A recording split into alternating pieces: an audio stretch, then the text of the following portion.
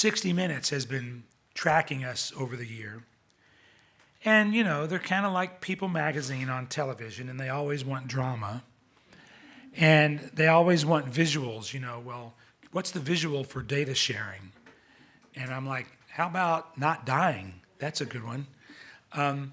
But yesterday when they finished interviewing me about, you know, well, does the moonshot matter if it doesn't continue in the White House?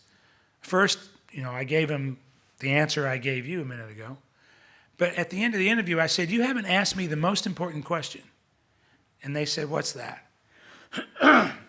You haven't asked me why this is the most important story 60 Minutes will do all year. So they laughed. They said, okay, why is this the most important story? I said, because this is the only story this entire year that gives people hope. This is the feel-good story of the year, if not the decade, and there aren't that many. This has been a horrendous year, no matter how you feel.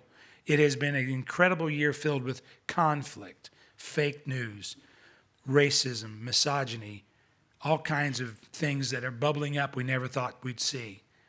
But one thing reunites me with my high school friends from Blytheville, Arkansas, who were posting all the fake news stories on my Facebook page. And when the election was over, one of my friends, whom I had not unfriended, because he had been polite about it all, you know, Mars wants to arrest Hillary, you know, but he didn't say anything bad about her. He just posted the Mars wants to arrest Hillary story. He said, Greg, I want you to know that all of us in Blytheville are so proud of the Cancer Moonshot. And we think it's the best thing that Obama did. We think it's an incredible program. And we hope you continue it, and we hope Trump continues it.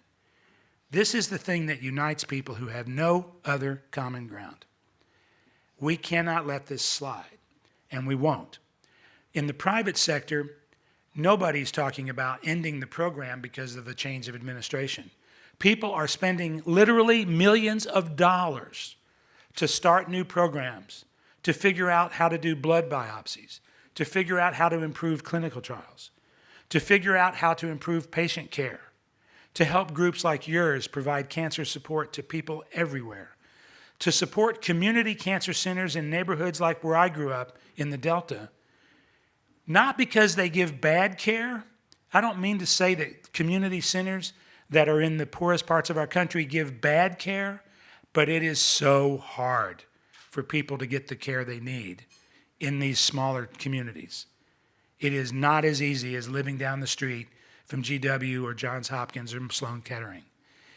It's not about the fact that the doctors are bad, it's that the system is bad. And patients have to work like Ginger Rogers, backwards and on high heels, to get the same outcome in my town that I got when I was at Sloan Kettering, and I could take the subway from my job and go back to work afterwards. That just doesn't exist for people who have to drive 200 miles to get to a clinical trial. So in my world, the future of the Cancer Moonshot has never been brighter, but that's because of you. You know, a friend of mine, Lou DeGennaro, who runs the Leukemia Lymphoma Society, is a favorite of mine because I had leukemia. And he said at the Cancer Summit, it is never a good time to get cancer, but this is a phenomenal time to be fighting cancer. And it truly is. 10 years ago, I might not be here with the same diagnosis I had 2 years ago. This February marks the year anniversary of a friend of mine who died from glioblastoma, who was diagnosed the same time I was with my leukemia. The difference of her family's experience and mine cannot be continued. We must do a better job. But meanwhile, we have to help people through that journey.